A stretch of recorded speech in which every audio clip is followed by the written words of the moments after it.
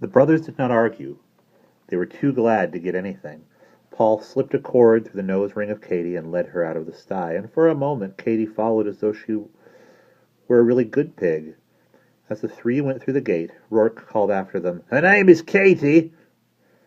And the laugh that had been cooped up in his throat so long cackled out.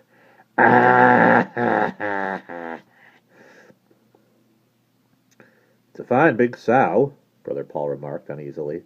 Brother Colin was about to answer him when something like a wolf trap caught him on the back of the leg. Colin yelled and spun about. There was Katy contentedly chewing up a piece of the calf of his leg, and the look on her face like the devil's own look. Katy chewed slowly and swallowed.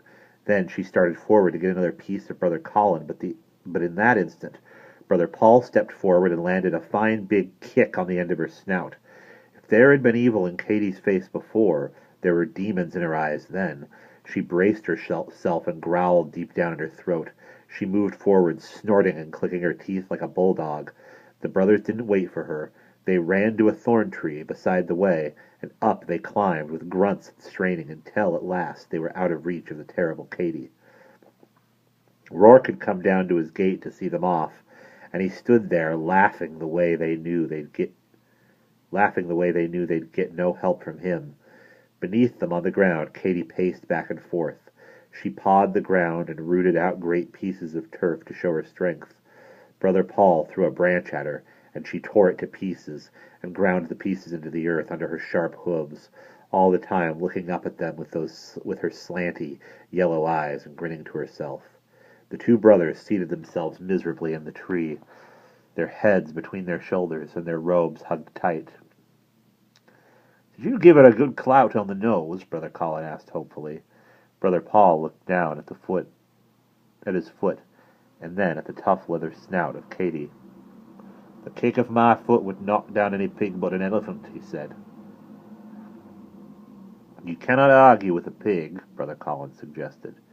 Katy strode ferociously about under the tree.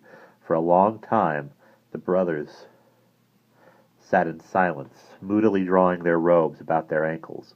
Brother Paul studied the problem with a disfiguring intensity. At last he observed, "You wouldn't say pigs had much the nature of a lion, now, would you?" "More the nature of the devil," Colin said wearily. Paul sat straight up and scrutinized Katy with a new interest. Then he held his crucifix out before him and said in a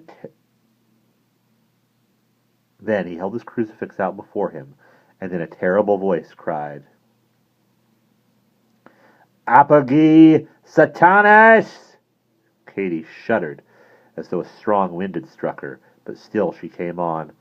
"Apagi Satanas!" Paul cried again, and Katy was once more buffered but unbeaten. A third time Brother Paul hurled the exorcism, but Katy had recovered from the first shock now. It had little effect except to singe a few dried leaves on the ground. Brother Paul turned discouraged eyes to Colin. "Nature of the devil," he announced sadly, "but not the devil's own self, else the pig would have exploded." Katy ground her teeth together with horrible pleasure. "Before I got that idea about exorcising," Paul mused, "I was wondering about Daniel in the lion's den, and would the same thing work on a pig?" Brother Colin regarded him apprehensively. "There may be some flaws in the nature of a lion," he argued. "Maybe lions are not so heretic as pigs.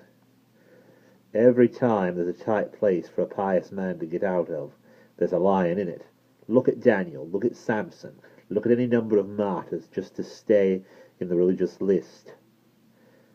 I could name many cases, like Androcles, that aren't religious at all. No, brother, the lion is a beast exceptionally made for saintliness and orthodoxy to cope with.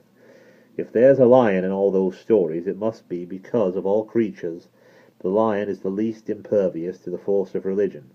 I think the lion must have been created as a kind of object lesson. It is a beast built for parables, surely. But the pig now, there is no record in my memory that a pig recognizes any force but the clout of on the nose or a knife in the throat. Pigs in general, and this pig in particular, are the most headstrong and heretic of beasts. Still, Brother Paul went on, paying little attention to the lesson, when you've got ammunition like the church in your hand, it would be a dirty shame not to give it a good try, be it on lion or on pig. The exorcism did not work, and that means nothing.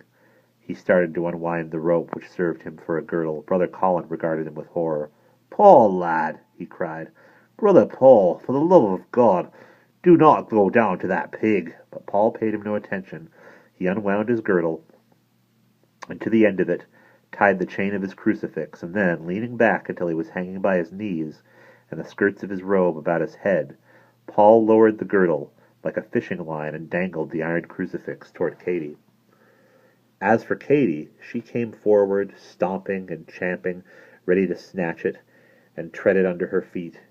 The face of Katy was a tiger's face.